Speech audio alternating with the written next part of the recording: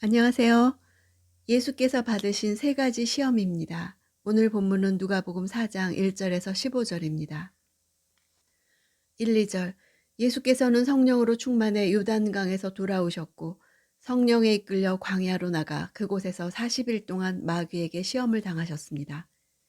그동안 아무것도 잡수시지 않았기 때문에 그 기간이 끝나자 그분은 배가 고프셨습니다. 광야와 40이란 숫자는 이집트에서 탈출한 이스라엘을 연상시킵니다. 광야의 시험에서 실패한 이스라엘과 달리 새 이스라엘로서 등장하신 예수께서 시험을 이겨내신 모습을 부각시킵니다.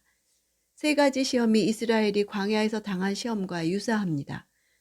만나를 위해 하나님을 의지하는 것과 다른 신을 섬기지 않는 것과 하나님을 시험하지 않는 것입니다. 하나님의 아들을 마귀가 시험할 수 있을까 하는 질문이 있을 수 있죠. 성령에 이끌려서 시험을 당했다고 기록한 것은 마귀의 시험까지도 하나님의 다스림 안에 있다는 사실을 말해주는 것입니다. 하나님께서는 예수로 하여금 인간이 겪는 모든 시험과 고통을 겪게 하심으로써 인간의 완전한 대표가 되도록 하셨습니다. 3, 4절. 마귀가 예수께 말했습니다. 당신이 하나님의 아들이라면 이 돌들에게 빵이 되라고 말해보시오. 예수께서 대답하셨습니다. 성경에 사람이 빵으로만 사는 것이 아니다 라고 기록됐다. 마귀의 말에는 아들은 벤, 돌은 에벤으로 언어 유희가 들어있습니다. 예수님이 인용하신 본문의 출처는 이스라엘의 광야 생활 이야기입니다. 예수님은 이스라엘이 실패한 부분에서 성공하신 것입니다. 육체적 필요와 욕구도 중요하지만 하나님에 대한 충성은 그보다 훨씬 더 중요하다고 하셨습니다. 당시 대중들은 메시아가 오면 하늘로부터 빵을 공급하고 다른 나라들을 이스라엘에 굴복시키고 놀라운 표적을 행하리라고 기대했습니다. 대중들이 쉽사리 받아들일 수 있는 방식의 표적을 보여서 그들이 원하는 메시아가 되라는 유혹이 예수께서 사역을 시작하실 때 맞닥뜨리신 시험이었습니다. 5절. 그러자 마귀는 예수를 높은 곳으로 이끌고 올라가 순식간에 세상 모든 나라를 보여주었습니다. 마태복음에서는 천하만국이라고 표현했는데 그 단어와 누가가 세상 모든 나라라고 표현한 단어는 다른 단어입니다. 천하만국은 창조된 모든 세계를 가리키고 모든 나라는 황제가 통치하는 영역을 가리킵니다. 누가는 정치적인 의도를 가지고 마귀가 예수에게 로마 제국의 통치 안에 있던 모든 나라들을 보여주었다고 말하고 있는 것입니다. 예수께서 단지 지상의 왕으로 오신 것이라면 마귀가 보여준 그 권력의 화려함에 매혹되지 않을 수 없었을 것이라고 말하고 있는 것입니다. 마태복음과 두 번째, 세 번째 시험 순서가 다른 것은 누가는 시간의 흐름에 따라 기록했고 마태는 주제별로 기록했기 때문입니다. 6절. 그러고는 마귀가 예수께 말했습니다. 내가 저 모든 권세와 그 영광을 당신에게 주겠소. 이것은 내게 넘어온 것이니 내가 주고 싶은 사람에게 주는 것이요. 마귀는 이 땅의 모든 권세와 영광은 하나님이 자신에게 넘겨주었다고 거짓말합니다. 마귀에게는 어두움의 세계 일부를 넘겨주신 것이지요. 이 세상 전체에 대한 지배권과 권세와 영광의 소유권은 오직 하나님께만 속해 있습니다.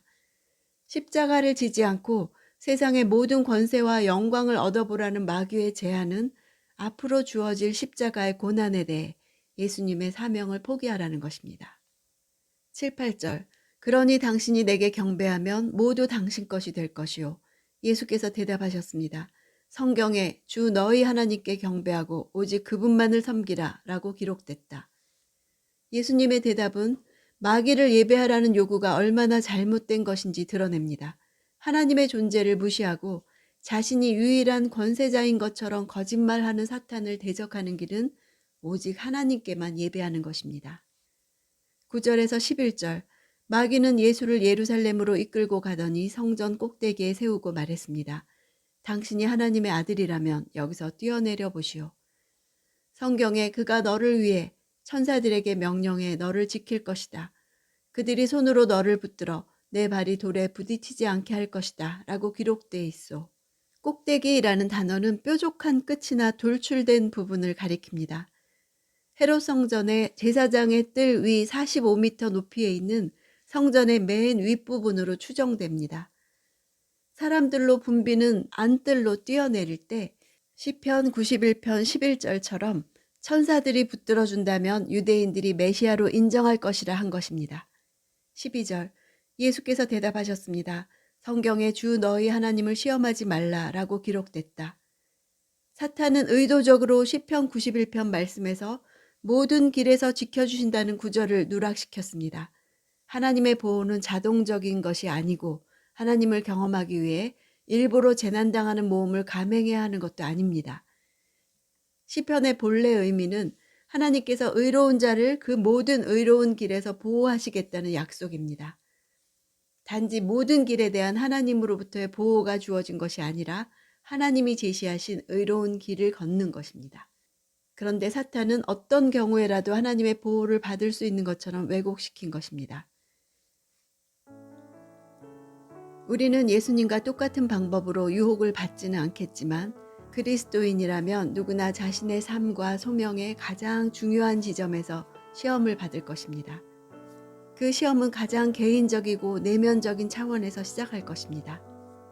마귀의 솔깃한 거짓말을 분별하고 하나님으로부터 오지 않은 것을 구별해내서 성경 말씀이라는 무기를 사용해서 진리로 거짓말을 제압하는 법을 배우는 것은 그리스도인의 소명에서 핵심입니다. 나를 창조하신 하나님은 당연히 내가 생존하기 위해 무엇이 필요한지 아신다는 신뢰와 하나님 의존성이 내가 살 길입니다. 십자가 없는 하나님 자녀의 삶이란 없습니다. 고통과 희생을 피하고 싶을 때 부르심을 붙잡는 것이 내가 살 길입니다. 사람들의 주목을 받고 싶어하는 나는 시험받을 수 있는 연약한 존재라는 것을 알고 하나님께 피하는 것이 내가 살 길입니다. 유혹에 맞서는 중심에는 하나님에 대한 사랑과 신뢰가 있어야 합니다. 또 나의 부르심이 무엇인가를 알고 있어야 합니다. 하나님은 나를 사랑하시며 그분을 따라 영광에 이르는 길을 걸으라고 부르셨습니다. 그 영광 가운데 세상이나 육신이나 마귀가 줄 수 없는 참 행복과 참 성취가 있습니다.